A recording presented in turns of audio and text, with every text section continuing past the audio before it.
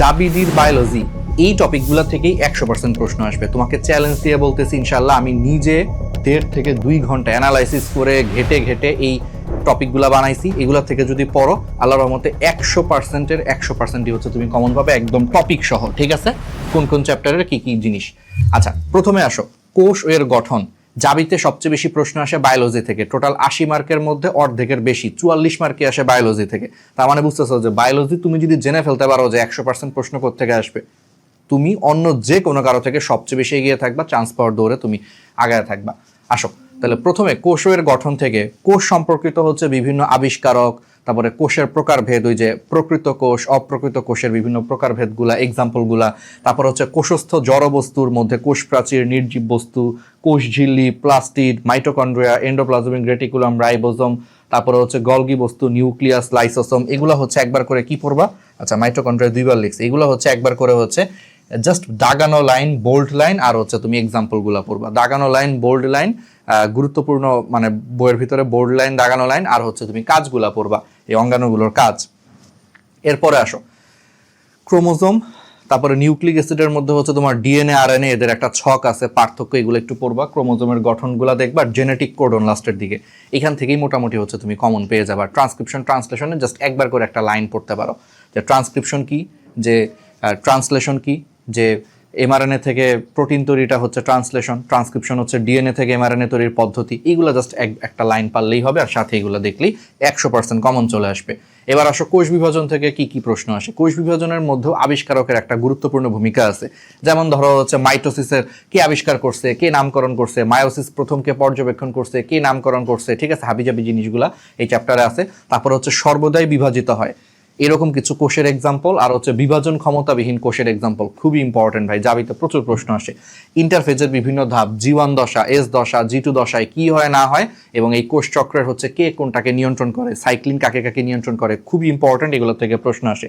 Mitosis এবং মায়োসিসের হচ্ছে গুরুত্ব থেকে আসে। তারপরে হচ্ছে অনিয়ন্ত্রিত মাইটোসিসের ফলে কি হয় কি, এইসব কুফলগুলা থেকে প্রশ্ন আসে। মায়োসিস কোথায় সংগঠিত হয়, উন্নত জীবদেহে মায়োসিস কোথায় সংগঠিত হয়, অনুন্নত জীবদেহে কোথায় সংগঠিত হয়। ঠিক আছে, হ্যাপ্লয়েড জীবদেহে কোথায় সংগঠিত হয়, সেই সংগঠনের স্থান। মায়োসিসের হচ্ছে তোমার প্রোফেজ 1-এর যে উপপর্যায়গুলো হচ্ছে leptotene, zygotene, pachytene, diplotene, diakinesis, এগুলোর বৈশিষ্ট্য একবার করে রিডিং দিবা, কোনটায় কি হয় সেটা দেখবা, আর হচ্ছে ক্রসিং ওভারটা পড়বা। ঠিক আছে, এবার চলে আসো হচ্ছে অণুজীব। অণুজীব থেকে মূলত হচ্ছে ভাইরাস। ভাইরাসের হচ্ছে তুমি ইতিহাসটা একটু পড়বা, ভাইরাসের উপকারী বৈশিষ্ট্যগুলো একটু দেখবা, ভাইরাসের অপকারিতা দেখবা।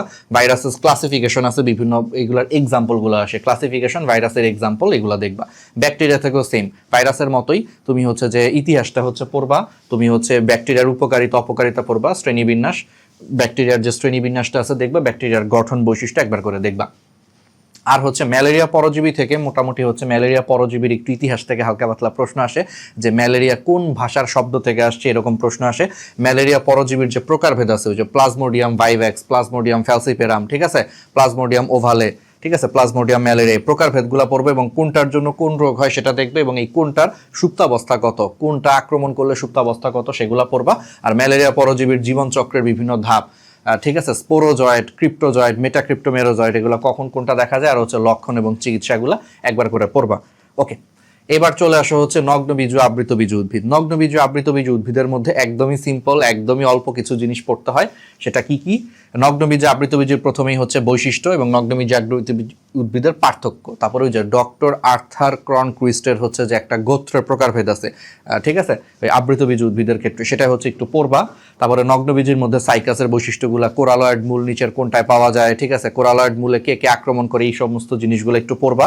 পোয়াসিয়া আর মালভাসিয়ার হচ্ছে তোমার শনাক্তকারী বৈশিষ্ট্য, এদের অর্থনৈতিক গুরুত্ব, আর হচ্ছে এক্সাম্পলগুলো পড়বা। ঠিক আছে, ওকে, আর কিছু আর এগুলা খালি এক্সাম্পল, মূল, বিভিন্ন টাইপের মূলের এক্সাম্পল, ফুলের এক্সাম্পল, ফলের এক্সাম্পল, পুষ্পমঞ্জরি, পুষ্পপত্র বিন্যাস, অমরা বিন্যাস, পরাগধানের জাস্ট এক্সাম্পলগুলো পড়বা। ঠিক আছে, তাইলে এইখান থেকে হচ্ছে তুমি মোটামুটি হচ্ছে সবই কমন পাবা। ওকে, এবার আসো টিস্যু ও টিস্যুতন্ত্র। টিস্যু ও টিস্যুতন্ত্রের মধ্যে ভাজক টিস্যু আর স্থায়ী টিস্যু, এইগুলার হচ্ছে তোমার বৈশিষ্ট্য পড়বা। এদের বৈশিষ্ট্য পড়লে অটোমেটিক পার্থক্য পড়া হয়ে যাবে। প্রকারভেদ তো বুঝতেই পারতেছো, যে ভাজক টিস্যুর বিভিন্ন প্রকারভেদ, স্থায়ী টিস্যুর প্রকারভেদ, এক্সাম্পলগুলো হচ্ছে পড়বা। তারপরে পানিরন্ধ্র ভার্সাস হচ্ছে পত্ররন্ধ্রের পার্থক্য, একটা ছক আছে হাসান স্যারের বই, ছকটা হচ্ছে পড়বা।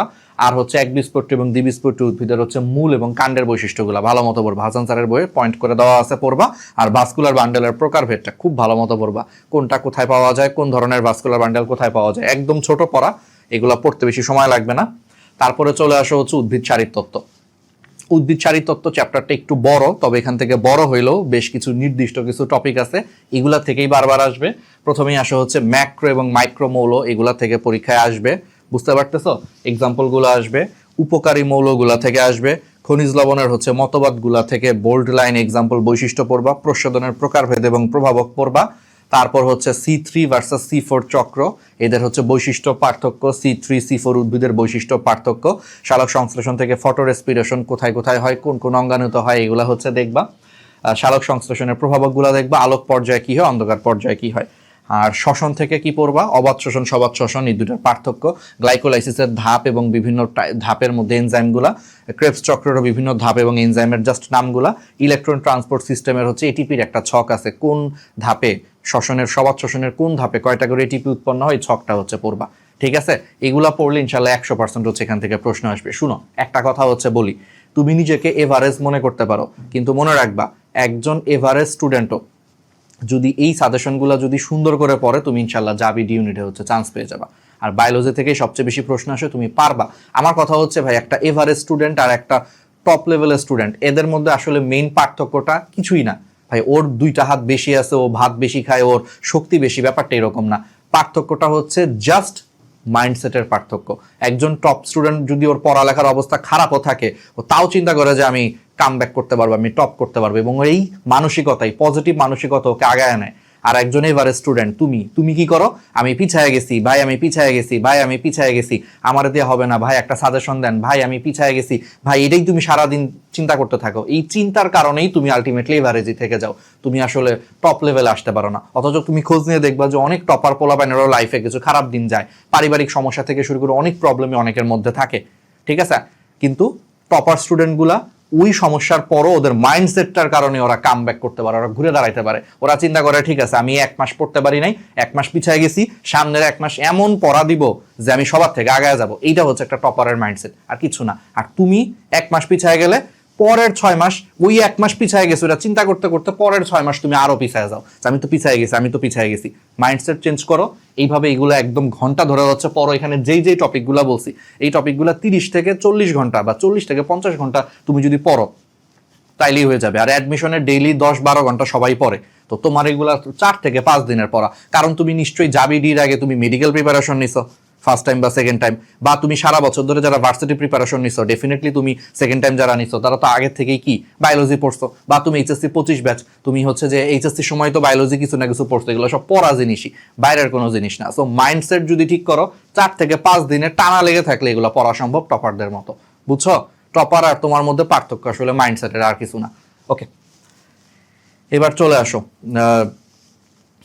যে ডি ইউনিটের হচ্ছে তোমার বায়োলজির, আমরা হচ্ছে জীব প্রযুক্তি। জীব প্রযুক্তিতে কি কি আছে দেখো, ইতিহাস, জীব প্রযুক্তির হচ্ছে একটু ইতিহাসটা পড়বা, জীব প্রযুক্তির কি কি পরিধি আছে, ব্লু বায়োটেকনোলজি, গ্রিন বায়োটেকনোলজি কোথায় কোথায় কাজ করে, আর কৃষিক্ষেত্রে জীব প্রযুক্তির প্রয়োগ এবং চিকিৎসা ক্ষেত্রে জীব প্রযুক্তির প্রয়োগ খুবই ইম্পর্টেন্ট।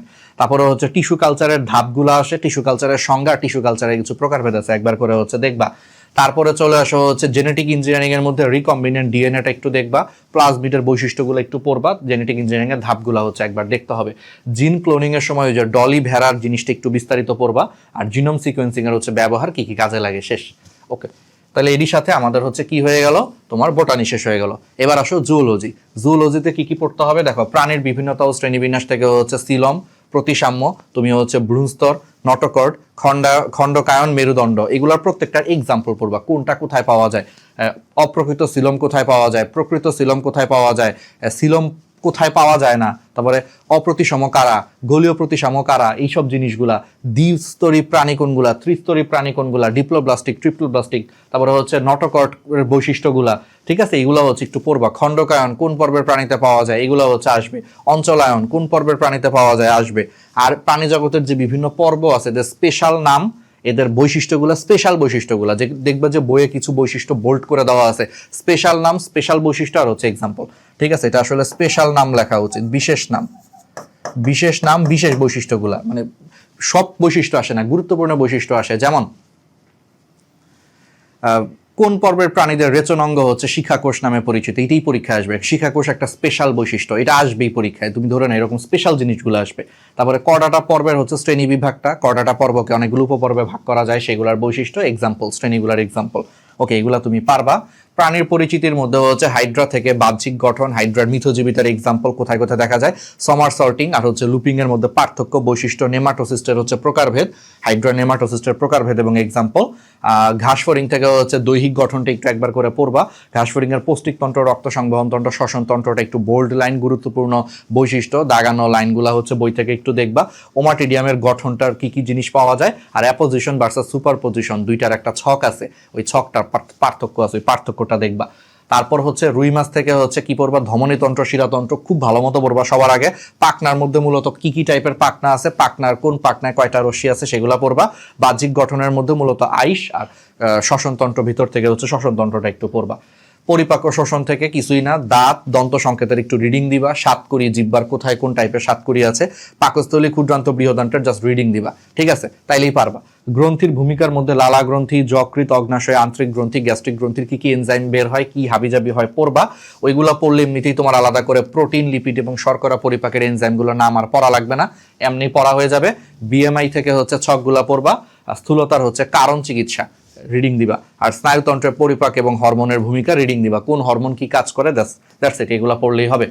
রক্ত সঞ্চালন থেকে তুমি কি পড়তে পারো ভাই, রক্ত সঞ্চালন থেকে তুমি মূলত পড়বা হচ্ছে বৈশিষ্ট্য, রক্তের বৈশিষ্ট্য, রক্তের বিভিন্ন উপাদান, এই বিভিন্ন উপাদানের কাজ, রক্তের অস্বাভাবিক অবস্থা, যেমন লিউকেমিয়া কারে বলে, পলিসাইথেমিয়া কখন হয়, তারপর হচ্ছে অ্যানিমিয়া কখন হয়, তারপর রক্ত সংবহন, ধমনী ভার্সাস শিরা, এগুলো একটু দেখবা, কত প্রকারের রক্ত সংবহন আছে, পালমোনারি সংবহন, সিস্টেমিক সংবহন, ঠিক আছে, করোনারি সংবহন, এগুলো একটু পড়বা। জমাট, রক্ত জমাট বাঁধার প্রক্রিয়াটা একটু দেখবা, কি কি ফ্যাক্টর আছে, বিশেষ করে প্রথম 4টা ফ্যাক্টর ভালো মতো দেখবা। লসিকার থেকে লসিকার পিএইচ, লসিকার গুরুত্ব, লসিকার নালী, লসিকার গ্রন্থির বিভিন্ন প্রকারভেদ আছে, এগুলো একটু পড়বা, ঠিক আছে। আর হৃৎপিণ্ড থেকে হচ্ছে হৃৎপিণ্ডের একটু বেসিক গঠন, কপাটিকা কোথায় থাকে, হৃদচক্রের কয়টায় কয় সেকেন্ড সময় লাগে, অ্যাট্রিয়ামের সিস্টলে কয় সেকেন্ড সময় লাগে, ডায়াস্টলে কয় সেকেন্ড সময় লাগে, আর বিভিন্ন প্রকারের হৃদরোগ এগুলা কেমনে টেস্ট করবা এবং হচ্ছে এগুলার চিকিৎসা, ঠিক আছে। এবার চলে আসা হচ্ছে শ্বসন ও শ্বাসক্রিয়া। আমি কিন্তু এটার পিডিএফটাও দিয়ে দিব কমেন্টে, হচ্ছে আমি এটার পিডিএফটাও দিয়ে দিব, ঠিক আছে। এটার পিডিএফটাও আমি হচ্ছে প্রথম কমেন্টে হচ্ছে দিয়ে দিব, তুমি পিডিএফটা ডাউনলোড করো, সাজেশনটা তুমি পেয়ে যাবা, বুঝছো, ওকে। এবার চলে আসো শ্বসন ও শ্বাসক্রিয়ার মধ্যে, প্রথমেই আসো হচ্ছে ফুসফুসের হচ্ছে গঠন, ঠিক আছে। ফুসফুসের হচ্ছে তোমার গঠনটা লাগবে। তারপরে হচ্ছে অ্যালভিওলাসের গঠন, সাইনাসের বিভিন্ন প্রকারভেদ পড়বা। শ্বাসরঞ্জক কিভাবে গ্যাসীয় পরিবহন করে, অক্সিজেন ও কার্বন ডাইঅক্সাইড পরিবহন কেমনে করে, প্রশ্বাস ও নিঃশ্বাসের জন্য কোন কোন পেশি কাজ করে, কেমনে কি করে একটু হালকা